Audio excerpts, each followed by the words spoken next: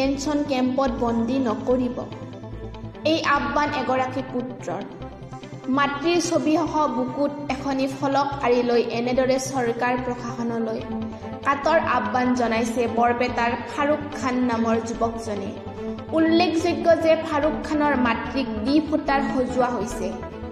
ৰাজ্যৰ বিদেশী ন্যায়াধীকৰণ আদালতসমূহে পক্ষপাতমূলক বিচাৰ প্ৰক্ৰিয়াৰে আৰু সীমান্তৰ আৰক্ষীয়ে তদন্ত অবিহনে ভুৱা গোচৰ জাপি দি শ শ ভাৰতীয় লোকক বিদেশী সজাই ডিটেনশ্যন কেম্পত বন্দী কৰি ৰাখিছে।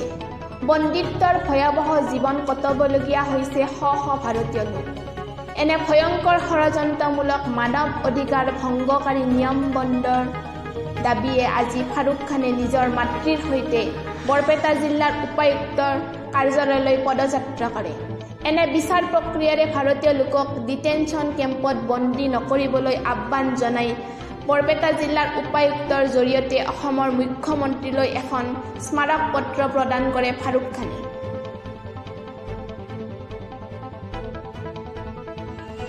মোৰ মাতৃক ডিটেনশ্যন কেম্পত বন্দী নকৰিব এই আহ্বান জনাইছোঁ। এই আহ্বানৰ জৰিয়তে সমগ্ৰ অসমৰ লক্ষ লক্ষ মহিলাসকলক যি ধৰণৰ অন্যায়ভাৱে ডিটেনশ্যন কেম্পত লৈ আছে তাৰ বাবেই আমি এই প্ৰতিবাদ কাৰ্যসূচী লৈছোঁ।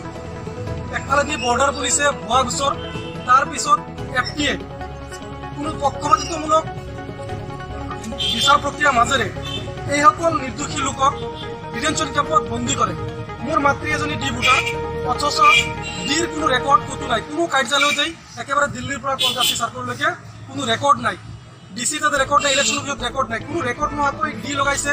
তাৰ পিছতো এই FT কোৰ্টত যি ধৰণৰ অন্যায়ভাৱে বিচাৰ প্ৰক্ৰিয়াৰ মাজেৰে যি ধৰণৰ বিদেশী ঘোষণা কৰে তাৰ পিছত আৰক্ষী আহি তুলি লৈ যায় আৰু ডিটেনশ্যন কেম্পত বন্দী কৰে।